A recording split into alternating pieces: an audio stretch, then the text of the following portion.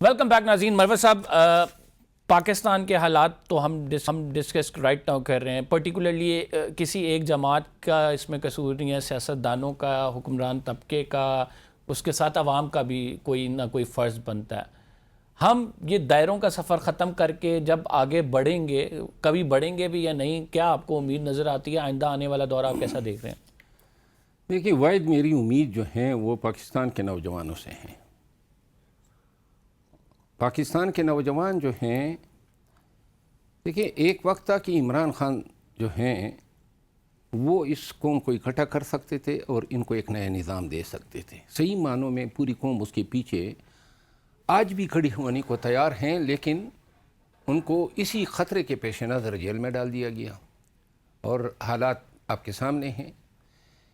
جو دائروں کی حساب سے اگر آپ بات کریں نا، تو صرف ایک موقع آیا تھا پاکستان کی تاریخ میں جہاں پہ کوئی شخص ایک ایسے پاکستان کی بنیاد ڈال سکتا تھا جہاں قانون کی حکمرانی ہو، جہاں ایک عام پاکستانی جو ہیں اپنے آپ کو محفوظ اور با اختیار سمجھے.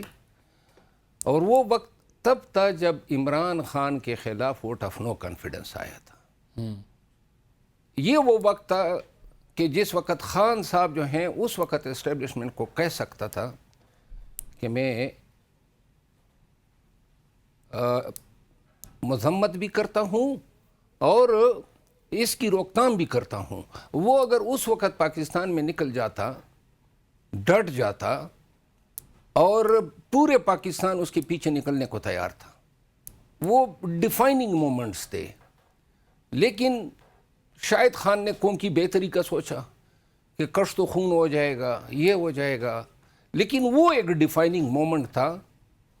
اور اگر وہ اس وقت جو ہیں اسپیئر ہیڈ کرتے، سو دا ڈیفائننگ مومنٹ جو کہ آپ کے نزدیک ہے وہ تو گزر چکا ہوا ہے. واٹ ڈو یو سی؟ ابھی دوبارہ سے وہ ڈیفائننگ مومنٹ بنانے کی کوشش کر رہے ہیں سہیل افریدی صاحب. کیا بن پائے گا؟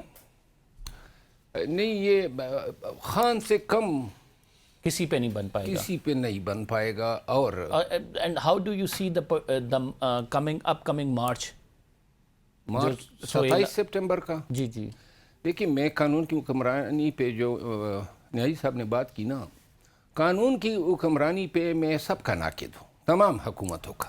ٹھیک ہے.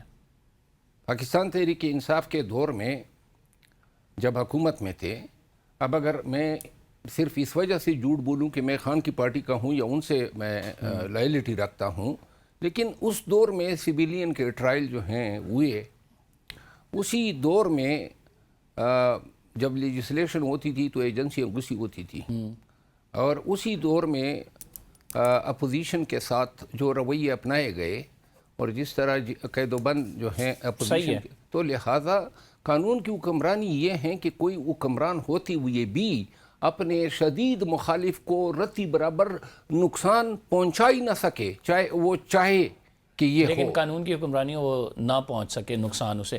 یہ تو بڑا آئیڈیل ایٹماسفیئر ہے. لیکن آج کل جو ہے نیازی صاحب، آپ لوگ بڑے سرگرم ہو گئے ہیں. آپ اسٹریٹ موومنٹ بھی دوبارہ سے آپ نے کے پی میں شروع کر لیا ہے. لوگوں کی ایک ہوپ ہے کہ شاید آپ آئیں گے اور 27 کو پتہ نہیں کیا ہو جائے گا. تو ذرا کلیئر کرتے ہیں کہ یہ لوگ ہوپ آپ سے لگائیں یا پھر کچھ ہونے والا ہے یا نہیں؟ ایک چیز تو میں کلیئر کر دوں کہ اب جو سسٹم کی بات آپ کر رہے تھے نا، سسٹم کی تبدیلی کی، ہم تو پہلے کی بات کر رہے ہیں. میرا خیال ہے ہمیشہ مذاکرات کی بات، سسٹم کی چینج کی بات، رول آف لا، آئین کی حکمرانی، عمران خان ہی بات کرتا رہا ہے، جس پہ اب یہ حکومت بھی کہہ رہی ہے. اور میرا خیال ہے سٹنگ منسٹر نے بھی اپنی حکومت میں کھڑے ہو کے بات کی ہے کہ سسٹم کولیپس ہو گیا. ابھی وہ 78 سالہ کبھی کہہ دیتے، کبھی 3 سالہ تو ان کو پتہ ہے کہ 8 فروری کو کیا ہوا. شیخ افضل صاحب الیکشن خود لڑے ہیں کہ کس طریقے سے الیکشن چھینا. تو ایک بات تو ہے، ایک بات سے میں شیخ افضل صاحب سے ڈس ایگری کروں گا کہ ٹھیک ہے اس ٹائم ایک ڈیفائننگ موومنٹ تھی، لیکن عدالتوں کے رات کو دروازے کھل گئے تھے.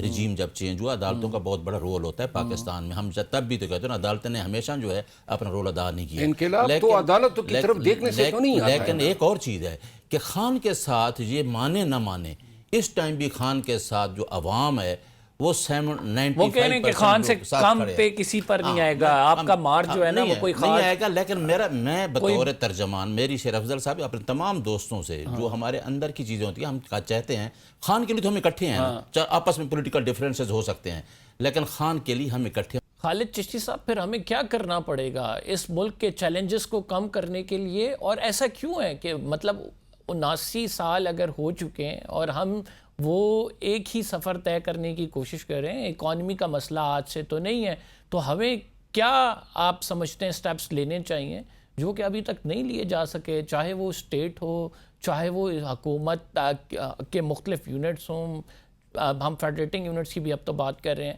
تو کیا کرنا چاہیے سر؟ دیکھیے، سینس آف بلونگنگ قمر صاحب جتنی لوگوں کی زیادہ ہوگی اتنی لوگوں کی اونرشپ زیادہ ہوتی ہے، اپنے ملک سے، اپنی کمیونٹی سے، اپنے صوبوں سے، اپنے لوگوں سے۔ لوگوں کی اونرشپ تب بنتی ہے جب ان کو یہ احساس ہو کہ یہ میری حکومت ہے، میری پارٹیسپیشن ہے، میرے فیصلے ہوتے ہیں، میری مشکلات سمجھ آتی ہیں۔ میں آپ کو چھوٹی سی مثال دیتا ہوں۔ میں کسی حکومت کے سیٹ اپ کا تو اسپیشلسٹ نہیں ہوں، نہ میں گورننس کا اسپیشلسٹ ہوں، لیکن میں یہ جانتا ہوں کہ ہمارے ملک میں جو لوکل باڈیز کا ایکسپینڈیچر یا فائنینشیل ہے وہ 5% خرچ ہوتے ہیں، اور چین جیسے ملک جن کے بارے میں کہا جاتا ہے کہ کمیونسٹ ملک ہے، 85% جو بجٹ خرچ ہوتا ہے وہ لوگوں کے نمائندے یعنی لوکل باڈیز خرچ کرتے ہیں۔ چلے میں اور مثال دے دیتا ہوں آپ کو اگر میں نیو یارک کا کہوں کہ سوچیں اپنے رشتہ داروں اور دوستوں کو نکال کے کسی ایک پبلک فگر کا نام بتا دیں نیو یارک کی other than your relatives and friend, تو آپ کے ذہن میں آٹومیٹکلی ممدانی کا نام آ جائے گا۔ وہ کون ہے؟ وہ چیف منسٹر نہیں ہے، وہ گورنر نہیں ہے، وہ میئر ہے۔ میئر کون ہوتا ہے؟ جس کو لوگ چنتے ہیں، ذاتی طور پر لوگ ووٹ ڈالتے ہیں کہ یہ میرا نمائندہ ہے، یہ میری سڑکیں، یہ میرے ہائی ویز ٹھیک کرائے گا۔ لندن چلے جائیں، صادق صاحب کو کون نہیں جانتا؟ وہ کون ہے؟ وہ میئر ہے، وہ گورنر، چیف منسٹر یا کوئی اور وزیر نہیں ہے۔ تو یہ سب کچھ دیکھ کے میں کسی کے خلاف نہیں کہہ رہا، لیکن میں کہہ رہا ہوں جتنی وہاں پہ پاپولیرٹی ان لوگوں کی ہے، کیونکہ وہ پیسے، وہ بجٹ، وہ پلاننگ اور وہ کیئر جو لوگوں کا نمائندہ ڈائریکٹ جس کو اکاؤنٹیبل ہونا ہوتا ہے چند سال کے بعد وہ کرتا ہے۔ اب جواب دیا جا سکتا ہے کہ یہاں بھی تو یہی سسٹم ہے، لیکن یہاں سسٹم ہے تو پھر سڑک پہ جا کے آپ مائک لے کے چلے جائیں، پوچھیں کہ پاکستان کے 25 کروڑ لوگوں میں سے کتنے سپر ایکسائٹڈ ہیں۔ تو دشمن اسی ہاٹ لائنز کو کیپٹلائز کرتا ہے۔ خاص طور پہ آپ نے دیکھا بلوچستان اور کے پی کے میں کیا ہو رہا ہے۔